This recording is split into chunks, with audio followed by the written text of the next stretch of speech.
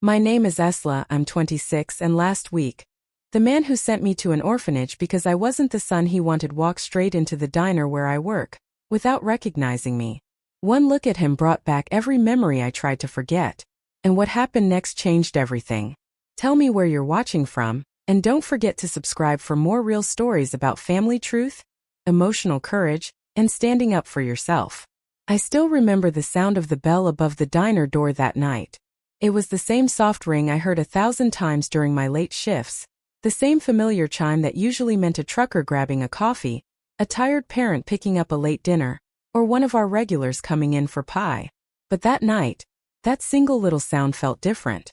It hit something deep inside me, almost like a tremor in my chest. I didn't know why at first. Not until I looked up. I was wiping down the counter with a damp cloth, humming quietly to keep myself awake, when my eyes drifted toward the entrance. And there he was. The man I spent my childhood wondering about, the man I imagined in nightmares and daydreams, the man who gave me life only to hand me over like I was nothing more than a mistake he wanted erased. My father.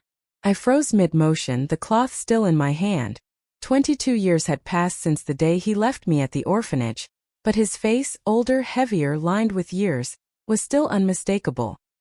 His hair had thinned, and his shoulders weren't as broad as the blurry memory I carried. But that expression, that stern, impatient look, I recognized it instantly. He didn't see me. Not even for a second. He just walked past like I was invisible. And maybe to him I always had been. My heartbeat hammered so loudly I almost couldn't hear the soft country music playing through the speakers. For a moment I felt like a little girl again. The same scared 4-year-old who clung to a worn-out teddy bear while watching him walk away without looking back. The image of that cold, gray orphanage hallway flashed in my mind, and my hand started shaking. Ursla? You okay? It was Tammy, the waitress who worked the tables on the left side of the diner. She was in her late 50s, warm and motherly, always quick with a joke. But at that moment her voice sounded distant, almost muffled. Yeah, I'm fine, I managed to whisper, though I didn't feel fine at all. He sat in one of the booths near the window, the same seat people liked when they wanted privacy. He glanced over the menu without any real interest, probably already knowing exactly what he wanted. I watched from behind the counter as Tammy walked over to him, not knowing the storm that had just erupted inside me. When he spoke, I felt a chill run through me. His voice was deeper now but still carried the same sharp edge, the one that made my stomach twist even though I was too young then to understand why. Coffee, he said. Black. And a BLT. Make sure the bacon's not chewy. His tone was clipped, almost dismissive. I swallowed hard. That tone. That was the same kind of voice I remembered from early childhood. The kind that didn't invite questions or challenges. The kind that shut down warmth. I couldn't stop staring. The diner lights reflected off the window beside him, giving the whole moment a strange, surreal glow. It felt like watching a scene from someone else's life. Yet my hands were trembling so badly, I had to grip the counter to steady myself. He didn't look at me once. Not even by accident. That hurt more than I expected. As Tammy turned to put in his order, he snapped at her. And make sure it's quick. I'm not trying to be here all night. Her smile faded a little, and I felt anger rise up inside me. Not just as an employee watching a rude customer, but as the daughter he discarded like an unwanted box in a storage room. I wanted to walk over and say something, anything, but I couldn't move. I felt stuck in a strange space between past and present, childhood and adulthood, fear and anger. To distract myself, I reached for a stack of clean mugs and dropped one. The crash echoed through the diner, and I instantly felt everyone turn to look. My father glanced up for just a second. My breath caught in my throat, but he didn't recognize me. He just frowned like I was an inconvenience and went back to his phone. I knelt to pick up the pieces, my hands shaking again. And that was when the memories hit me, fast, sharp, and painful. The orphanage hallway. The smell of disinfectant. The cold metal bed frame. The social worker who held my hand when I cried at night. The little girl who slept next to me, whispering that she wished parents came back. The longing I felt every time a couple visited, only to choose someone else. All that pain, all that loneliness came rushing back just from seeing his face. When I stood up again, Tammy came close and touched my arm gently. You sure you're all right, honey? I nodded even though tears burned behind my eyes. "I'm fine," I whispered. "Just tired." But I wasn't tired. I was furious, confused, hurt. I felt something heavy and unfamiliar sitting in the middle of my chest, like a pressure that made it hard to breathe. I couldn't take my eyes off him. Every small gesture he made, every sip of his coffee, every sigh. It felt like a new punch to the heart. And I didn't know why it hurt so much. I thought I had moved on. I thought I had outgrown the need for answers. But clearly I hadn't. After a few minutes, the diner door opened again. A gust of cool night air swept in, and a group of teenagers came in laughing loudly. The sudden noise broke the strange stillness I'd been trapped in. I forced myself to move, to refill sugar containers, to check receipts, anything to keep my mind from spiraling. But every time I looked up, he was still there. And every time it twisted something inside me. About 20 minutes later, Tammy slid his plate onto his table with her usual kindness. "Let me know if you need anything else." But he didn't thank her. He didn't even nod. He just grunted and picked up his sandwich. I clenched my jaw. How could a person show so little regard for others? And how could someone like that be my father? As I walked over to refill a coffee pot, I caught his reflection in the window. He looked tired, not physically, but the kind of tired that sits deep in the soul. For a moment I wondered if he ever thought about me, if he ever regretted what he did, if he even remembered my mother's face. But then he snapped his fingers at Tammy for more water, and that brief thought disappeared. While he ate, I stood behind the counter pretending to organize receipts. In truth, I was studying him carefully. His posture, the lines on his hands, the tiny scar above his eyebrow. The scar was new. It made me wonder what kind of life he had lived all these years. But then I reminded myself, he never wondered about mine. I kept expecting him to leave quickly, but he lingered.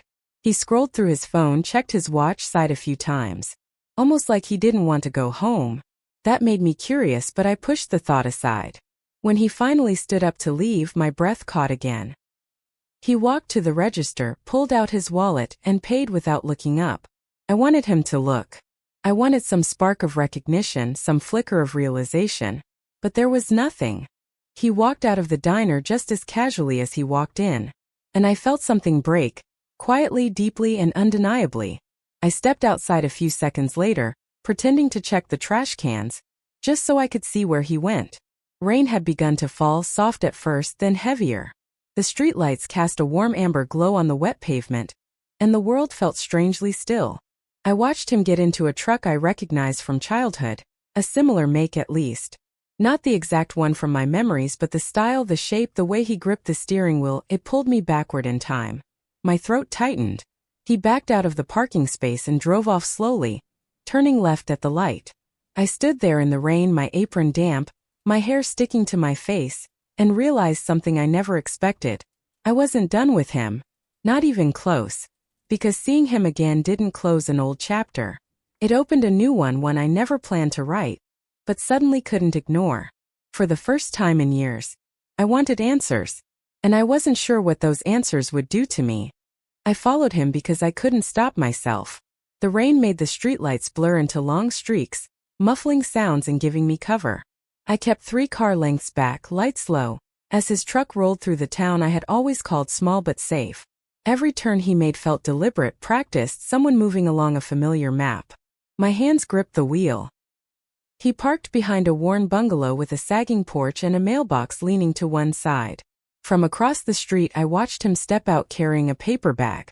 A girl appeared at the door, hair up in a messy knot, sneakers scuffed. She wrapped her arms around his waist without a second thought. Something in my chest tightened. Jealousy cut sharp and hot. I had 1,000 questions, but they pooled into silence. I waited until he left again and then trailed him on foot, sticking to the shadows. He walked to a small mechanic shop with rusted signs and an oil-stained floor. Men who knew each other by the sound of a bearing worked under hoods while radios hummed. He moved with steady hands, talking to the crew in short sentences that suggested command and ease. In that moment he didn't seem like the man who had given me away.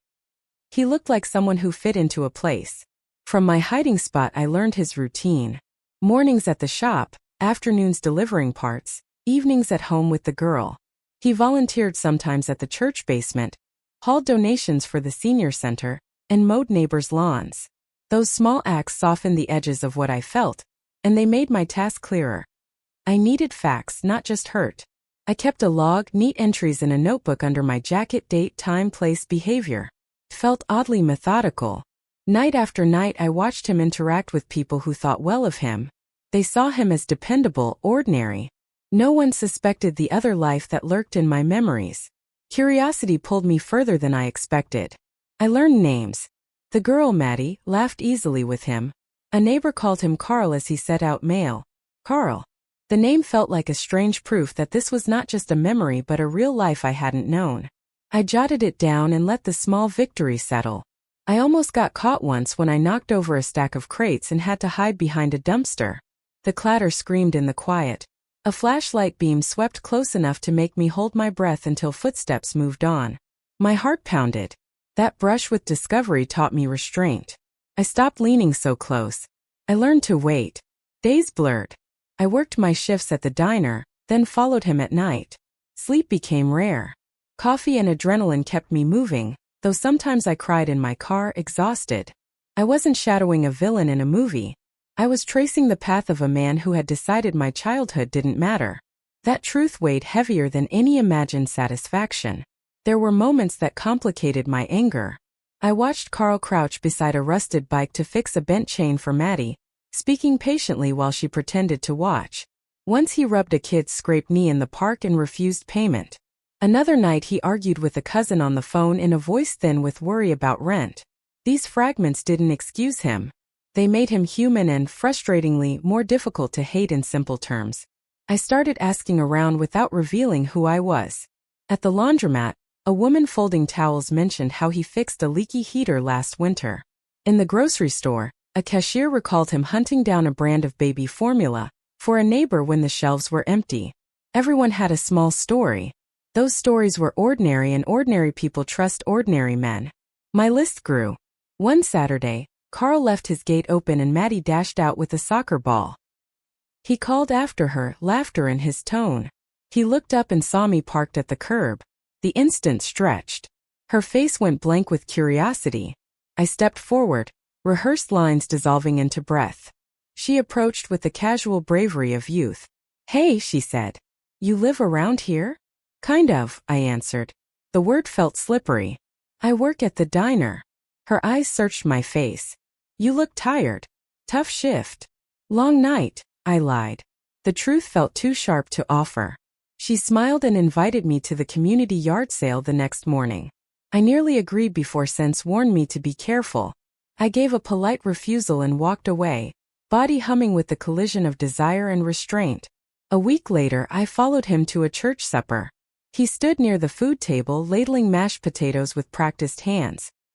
He spoke softly with a woman named Marla who thanked him for fixing her truck. The fellowship hall smelled of lemon cleaner and casserole. People patted his shoulder, and a small child climbed onto his knee.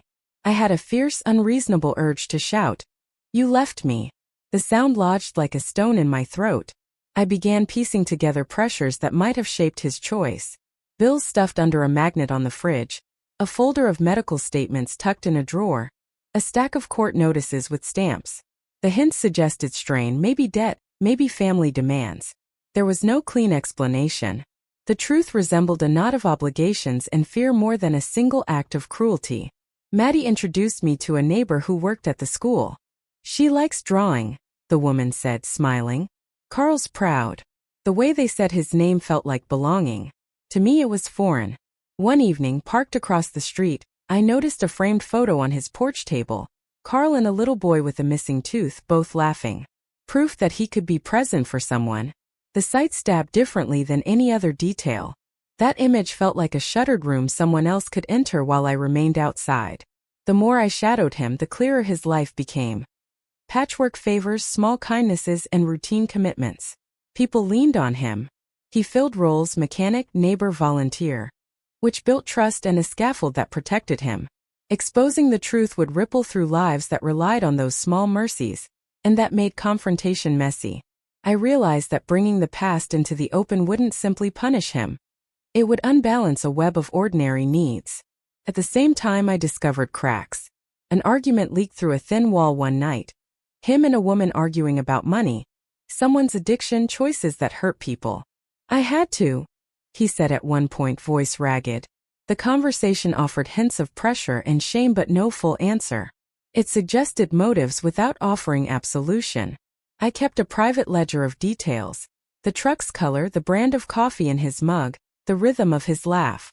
Each note carved a path toward the confrontation I imagined. Yet the lines on his hands and the way he knelt to fasten a shoelace complicated the story I had been telling myself. He was neither monster nor saint. He was complicated, messy, and human. Following him demanded a cost. My days dissolved into a cycle of work, surveillance, and restless sleep. A hollow fatigue settled into my bones. Some nights I listened to old songs on the radio and let memories wash over me. Other nights I rehearsed questions until they sounded dull. The emotional labor of pursuit was heavier than I expected, but it also shaped my resolve into something quieter and more precise. There was a moment that shifted everything. Parked 2 houses down, I watched Maddie run past with a stack of flyers and noticed me in the car. She hesitated, then called out, "Hey, you okay?" Her voice was simple and kind. When I answered and told her my name, she nodded slowly as if weighing a new piece of information. Her openness briefly made the world feel less like a set of accusations, and more like a place where small bridges could be built. As she turned away, she called back, "See you, Ursla. Hope to bump into you at the park sometime." It was neighborly easy. Watching her walk off felt like glimpsing a life I might have had. Ordinary, messy, threaded with small kindnesses. The following taught me names, routes, routines, and the faint geography of Carl's life. It shaped information into leverage and sharpened my questions. I realized that I could rush in fueled by pain or wait until the moment when facts would make answers unavoidable. Patience felt like power. I planned specific questions, rehearsed them calmly, and promised myself not to let raw emotion derail the truth I sought. Preparation would be my shield when the day I confronted him arrived. I felt ready. I sat in my car long after watching him walk inside his house that night. The rain had stopped, leaving the street slick and reflective. I pressed my forehead against the steering wheel, letting the exhaustion of the past week settle into my shoulders. Following him had given me answers about him, about his routines, his small acts of kindness, his ordinary American life, but it didn't answer the one question that had haunted me longer than any shadow: my mother. I needed to know what really happened, not just the version he had fed me through twisted excuses, paperwork, and silence. I needed the truth, no matter how painful. The next morning, I went straight to my foster mother's old house. Darlene had passed away a few months prior, leaving me alone in her home for a few days before the estate sale. In the quiet kitchen, I rifled through her filing cabinet, something I had avoided before. I found folders neatly labeled Ursla birth family, medical records, adoption papers. My hands trembled as I opened the first folder. Inside were letters. Yellowed and faded, they carried dates from decades ago. The handwriting was familiar, fluid, and angry at times, but unmistakably my father's. He had tried to erase me from the story, yes, but these letters told another truth. One of them, dated just weeks after I was born, detailed a furious argument between him and my mother. He insisted that she leave town, abandon me, or he would refuse to acknowledge her again. Her response was scrawled at the bottom in smaller, careful writing. "I will fight for her. You cannot take her from me." I dropped the letter and leaned back in my chair. My chest tightened. My mother had tried. She had fought. And he had silenced her. He had not only abandoned me physically but had erased her attempts, rewritten history in a way that made me believe she had not cared. I spent the next few hours digging deeper. Medical records confirmed that she had indeed shown up at the hospital, demanding custody, insisting I stay with her. Social worker notes referenced her persistence and frustration with a man who refused to admit paternity. Court filings hinted at him threatening legal maneuvers, bribing lawyers, creating documents that suggested she had deserted me. And somehow, in all of that chaos, he had succeeded. Tears slid down my cheeks unbidden. Anger was there too, sharp and jagged. The man I had been following, learning about, even beginning to understand, had built his life on lies. The life I thought I had imagined, my mother's supposed absence, his unquestioned right to throw me away, was a fabrication. I needed more. Names and dates weren't enough. I needed someone who remembered her. I tracked down one of my mother's former neighbors in the small Ohio town where she had lived before everything fell apart. When I mentioned my mother's name, the woman's eyes widened. "Oh, honey," she said, voice trembling. "Your mom?" She never gave up. She went to court, wrote letters, called lawyers, anyone she could find. She cried every night for you. I listened, barely breathing. This woman had known my mother's determination firsthand. Yet she had been powerless to stop the machinery my father had built. "She never stopped believing you'd be safe," the neighbor continued. "Even when the orphanage kept calling and telling her she'd have to let you go, she kept fighting. I don't know how she did it. She loved you more than anyone I've ever seen." I felt something inside me crack and reform all at once. Anger, sorrow, and admiration tangled in my chest. The little girl who had cried in a cold orphanage bed was still there, but now she had proof. She had been loved fiercely, fiercely enough to fight for, even when the world tried to tell her otherwise. From there, I began piecing together other fragments. Old phone logs, legal documents, and notes from her lawyer painted a picture of a woman trapped in a system that had allowed my father's manipulation to succeed. He had taken advantage of loopholes, personal connections, and fear. He had a hand in every delay, every rejection of my mother's petitions, every misrepresentation to the court. I went back to the orphanage, the place that had haunted me most vividly for decades. The social worker who had overseen my file was now retired but agreed to meet me at a small cafe near her home. When I asked about my mother, her eyes softened. "She loved you," she said plainly. "Every single day. And she asked for you repeatedly. It wasn't that she abandoned you. It was that he made it impossible." I realized in that moment that every story I had told myself about being unwanted, unloved, or a mistake was false. My father had made me believe I was disposable because he wanted control. The anger that had driven me to follow him, to study him, to prepare for confrontation, it was justified. But it was only part of the story. The other part, my mother, had fought for me in silence, unseen, and almost always unheard. I wanted to see her. I wanted to meet her, even if she was older now, frail from years of grief and struggle. I tracked her down through a series of careful calls and public records. When she answered the phone, her voice trembled. "Ursla, is it really you?" "Yes," I said. The words sounded foreign in my own ears. But it was true. There was a pause, long and weighty. Then, "I never stopped loving you. Not for 1 second." The tears I had held back for years finally poured out. My mother's voice carried a warmth and certainty I hadn't known I needed. Every night of fear, every day spent wondering if I had been unloved, all of it dissolved into those words. In the following weeks, I met her in person. She was smaller than I had imagined, her hair streaked with silver, her hands worn but kind. She hugged me without letting go, as though afraid we would be separated again. I could feel her heartbeat, steady and insistent, like a drum calling me home. We sat in her kitchen, sharing coffee, tears, and memories she had held on to for decades. She told me about the night she had gone to court, the letters she had written, the friends who had tried to help her navigate the maze my father had created. Every detail added color to the story I thought I knew. Every fragment of her courage shone like a light in the darkness I had carried for so long. I learned she had never remarried. She had worked 2 jobs, raised a niece, and tried to find ways to fill the empty spaces where I should have been. Every small act, every decision she made was about survival and hope. She had endured a grief I could barely imagine, and yet had held on to love for me the entire time. And yet, despite all of this, she didn't want revenge. She didn't want my father punished. She wanted me to understand the truth, to reclaim the childhood I thought I had lost, even if only in memory. That was a lesson I carried with me in the days that followed. I began documenting everything I had learned: letters, court documents, social worker notes, neighbor statements, and finally, the stories from my mother herself.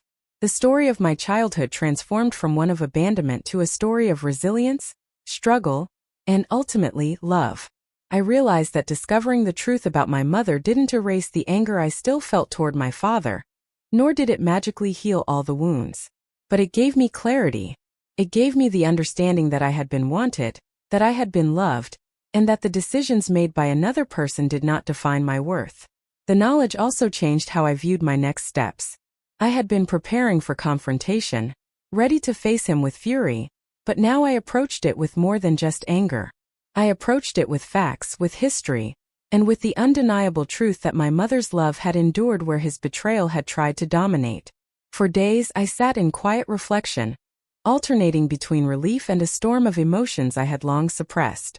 I traced my mother's steps, revisited the places she had been, and even found small notes she had hidden in letters for me, long before I could read them. The thought that she had left parts of herself in the world, waiting for me to find, was almost magical. One evening I sat on the porch of my childhood home, now long empty, watching the sunset paint the sky in shades of orange and pink. I thought of the little girl who had lain awake in the orphanage, wondering if anyone had ever loved her. And I thought of my mother fighting invisibly, fiercely, relentlessly. The gap between my pain and her courage narrowed in that light. I finally understood. The story wasn't just about what I had lost. It was also about what I had survived and what I had gained. The love and persistence of my mother, the connection that had never truly been severed. That revelation, painful as it was, gave me a foundation I had never known I needed. By the end of that week I had a clear picture of my past. My father had acted with selfishness and cruelty, yes, but my mother had acted with bravery and love. I carried that knowledge with me like a shield and a compass. I could face him, confront him, and reclaim my story. Not just for myself but for her too. The truth about my mother became more than just facts and documents. It became a guiding force. Her resilience gave me courage. Her love gave me perspective. And her unyielding belief in my worth gave me the strength to prepare for the confrontation I had long imagined. I knew one thing clearly. Whatever happened with my father, the little girl I had once been was no longer alone. And the woman who had loved me unconditionally would finally be part of my story, not erased by lies, neglect, or fear.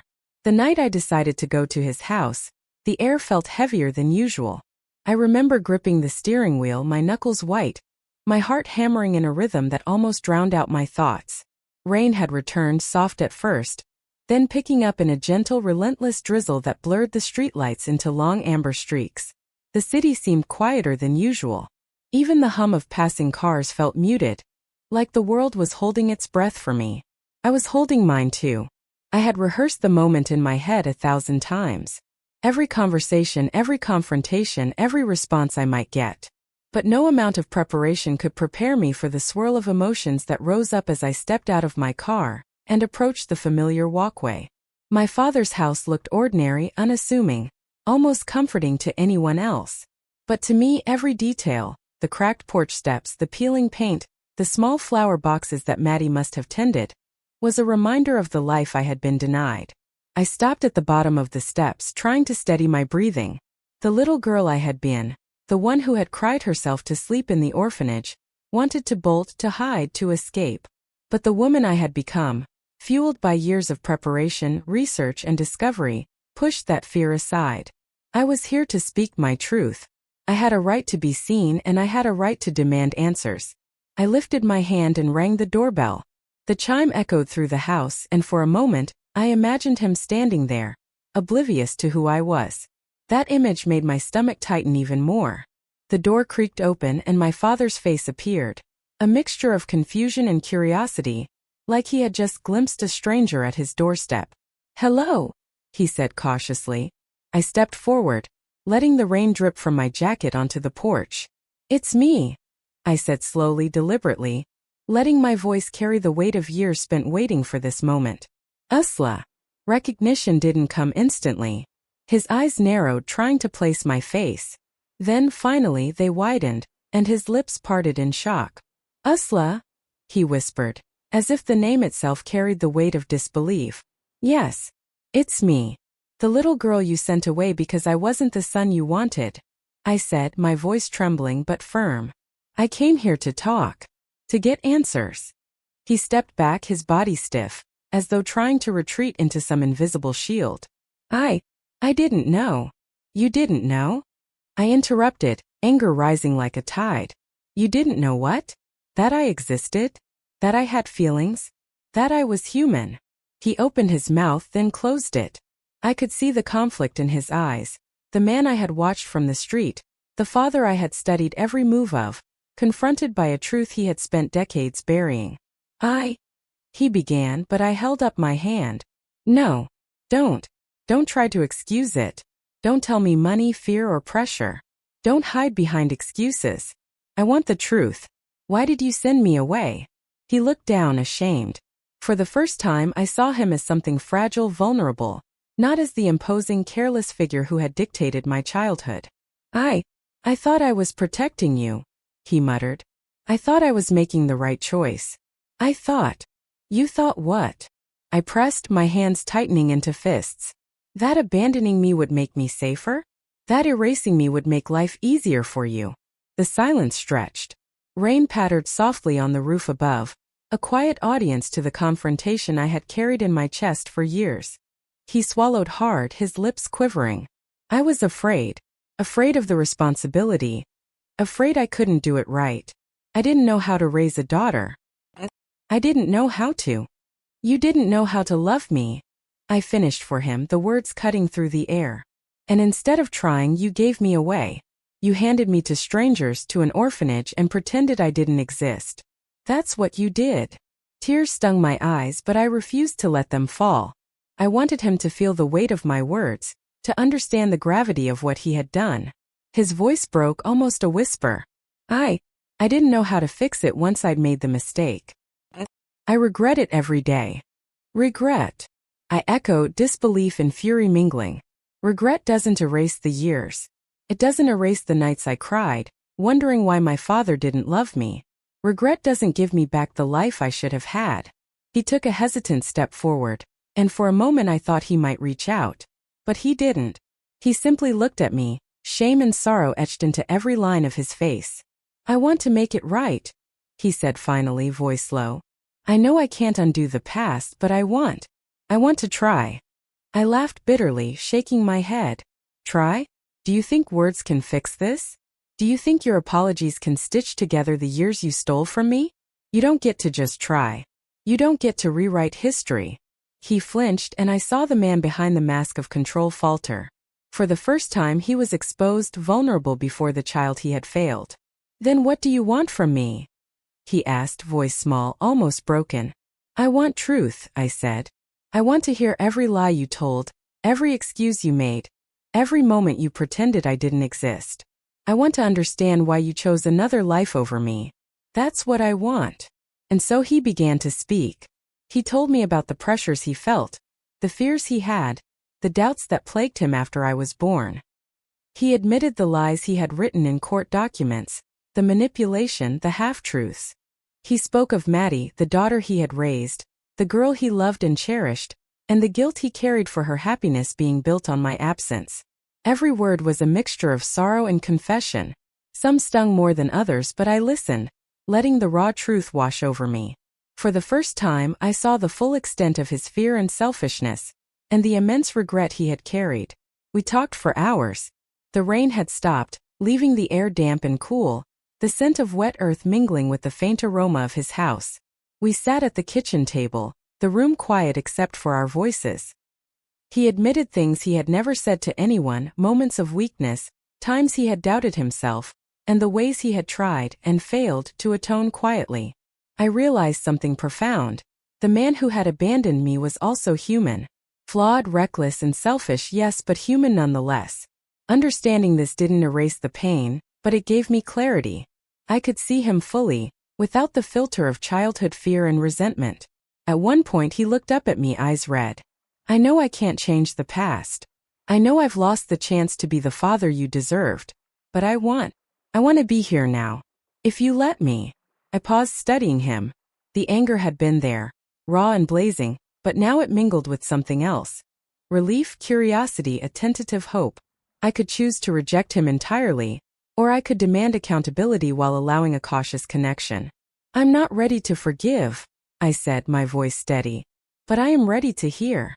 I am ready to make sense of everything I've carried alone. He nodded, understanding that this confrontation wasn't about absolution. It was about truth. And for the first time he was offering it willingly. We spoke late into the night. Memories, regrets, confessions, and admissions tumbled out in a torrent. I asked the questions I had held in my chest for decades.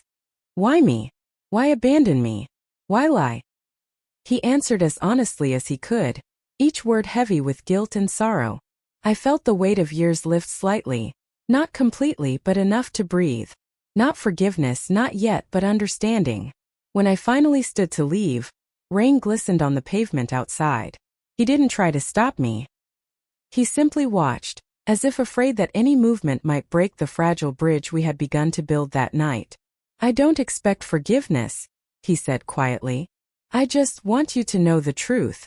I nodded, and for the first time in my life, I felt the power of facing him fully without fear, without hesitation, without running. That night, walking back to my car, I realized that confrontation wasn't about revenge or anger anymore. It was about reclaiming my voice, my story, my life. I had waited for this moment, and now that it had come, I had used it to speak my truth, to demand answers, and to stand firmly in the power I had earned over years of struggle. I looked back at the house one last time. The man inside had caused me immense pain. Yes, but he had also given me the opportunity to grow, to seek truth, and to finally face the past without flinching. And in that confrontation, I discovered a strength I had never known I possessed. Walking into the night, rain-soaked and exhausted, I felt the storm inside me quiet for the first time in years. Not gone but manageable. Controlled. Anchored by truth and the knowledge that I had finally confronted the man who had sent me away, and that I had survived, whole and unbroken. The confrontation had ended, but the echo of it followed me home like a shadow. I remember unlocking my apartment door and stepping inside, letting the familiar click of the latch ground me in reality. I sank onto the couch, rain still dripping from my jacket, and exhaled slowly, as if the weight of decades of anger, fear, and longing had finally released a fraction of its hold. For the first time in years, I felt something I hadn't allowed myself to feel before: freedom. It wasn't a dramatic, life-altering liberation, nor was it a sudden euphoric release. It was quiet, steady, and profoundly human, the calm that follows a storm once the wind has passed. Speaking the truth finally had unlocked something inside me that had been chained to my past. The days that followed were filled with subtle, almost invisible changes. I began to notice the world differently. The sky seemed clearer, the colors richer, the sounds more distinct. Walking down the street, I could breathe without the constant background hum of resentment pressing against my chest. I started to smile more freely, not because everything was perfect, but because I had reclaimed my narrative. No one could take that away from me anymore. Work at the diner became less of a routine obligation and more of a sanctuary. I found myself chatting more with regular customers, asking about their lives, listening with genuine interest. One morning, a young mother came in with her toddler, and I found myself holding the child's hand for a few moments while she placed an order. I felt a warmth I hadn't felt in a long time, a connection that reminded me of the family I had always deserved. And yet, this time I was present by choice, not because I had been forced into a role by abandonment or circumstance. I also reached out to my mother, determined to strengthen the bond that had been delayed for so long. We spent hours on the phone, exchanging stories, laughing over small absurdities, and crying over the years we had lost. She encouraged me to take time for myself, to pursue dreams and opportunities one had shelved in the shadow of my anger. I started walking in the park each morning, feeling the cold wind brush my cheeks, listening to the birds, and realizing that the ordinary rhythms of life could feel extraordinary when unburdened by secrecy and pain. One afternoon I sat down with a journal, my pen moving quickly across the page. I wrote down every memory of my childhood, the orphanage, the lonely nights, the scraps of joy hidden among the pain. I wrote about Carl, my father, and the confrontation that had shifted the axis of my understanding. I wrote about my mother, her unwavering love, and the courage she had shown in every fight she had waged for me. Writing it all down, I discovered something powerful. Freedom is not just the absence of oppression. It is the clarity and ownership of one's own story. Even small, seemingly trivial events began to carry meaning. I helped a neighbor carry groceries up the stairs, and I felt a genuine satisfaction in doing so, free from obligation or expectation. I volunteered at a local library for a children's reading program, sharing stories with kids who reminded me of my younger self, curious, frightened, yet resilient. The act of giving, of contributing without judgment, became a mirror for the freedom I had earned. I was no longer tethered to bitterness. My actions were driven by choice, compassion, and the acknowledgement that my past, however painful, had shaped but not defined me. Not everything was easy. Nights still came when the memories clawed at me, when I relived the betrayal, when anger threatened to overwhelm the peace I had begun to cultivate. But each time, I reminded myself that the confrontation had been my turning point. Speaking my truth had not erased the past, but it had granted me the power to move forward with intention. I no longer carried the weight of unspoken words or unresolved resentment. My story was mine fully and unapologetically, and I could choose how it unfolded next. One evening I decided to visit the town where I had grown up, the place where the orphanage had stood, where streets and houses held echoes of my early life. I walked slowly, observing the familiar corners, noting changes and constants. Passing the old playground, I saw children laughing, their voices clear and unrestrained. For the first time, I didn't feel a pang of envy or loss. Instead, I felt a strange sense of peace, a recognition that while my childhood had been stolen, my adulthood could be claimed with intention and authenticity. I also began reaching out to people from my past. Former classmates, childhood friends, and even staff from the orphanage. All conversations were approached cautiously, but with honesty and openness. I didn't seek pity or validation. I sought connection and understanding. Rebuilding these bridges, even in small ways, reinforced the sense of freedom I had gained. I was no longer constrained by the lies and manipulations of others. My truth was my compass, guiding every interaction with clarity and confidence. The relationship with my father evolved gradually, though cautiously. We spoke intermittently at first, sharing updates about life, work, and our small ordinary routines. The raw anger of that first confrontation had softened into a complex mix of acknowledgement, tentative respect, and guarded understanding. I realized that freedom was not necessarily about severing ties entirely. It was about defining them on my own terms, rather than allowing fear or resentment to dictate my boundaries. In one unexpected moment of clarity, I found myself forgiving, not in the sense of excusing past actions, but in the sense of releasing their control over my life. Forgiveness, I learned, was a tool for my own liberation, not a reward for him. Speaking my truth had brought me clarity, and with clarity came the ability to choose peace, even amidst the lingering shadows of betrayal. My mother became a central part of my life, her presence a reminder of the love and resilience that had sustained me before I even knew it. We began sharing meals, planning visits, and creating rituals that connected us beyond the trauma of the past. Simple gestures, a hug, a shared cup of tea, a phone call to check in became anchors in my daily life. Each one reinforced the sense of freedom that had been earned through courage, confrontation, and unwavering honesty. I also pursued personal goals that had once seemed out of reach. I enrolled in courses I had delayed, started a small creative project I had long dreamed of, and even considered moving to a new city for work. These decisions were not driven by escape but by choice, the freedom to shape my own life, informed by the lessons of my past, yet unburdened by its limitations. Every step felt deliberate and intentional, a reclamation of the autonomy that had been denied to me as a child. The sense of freedom extended even to my daily thoughts. I no longer ruminated endlessly over imagined slights or hypothetical what-ifs. I could acknowledge the hurt, honor the pain, and then release it, letting it exist as a part of my story rather than the defining force. My internal dialogue had shifted from anger and resentment to reflection and empowerment. I realized that this kind of freedom was not passive. It required active engagement with one's own emotions, memories, and decisions. One day, as I walked through a familiar park, I saw a young girl sitting alone on a bench, clutching a worn notebook. She reminded me so vividly of myself at that age, tentative, observant, and wary. I approached gently, offering a smile, and she looked up with wide, cautious eyes. We exchanged a few words about her drawings, her dreams, and the stories she loved to create. As I walked away, I felt a profound sense of connection, not because I was saving anyone, but because I could now engage fully in life without fear, bitterness, or resentment. This was the tangible result of speaking my truth, the ability to be present, compassionate, and engaged with the world. Even mundane tasks became imbued with a sense of purpose. Cooking a simple meal, folding laundry, organizing my workspace. All of it felt infused with intention.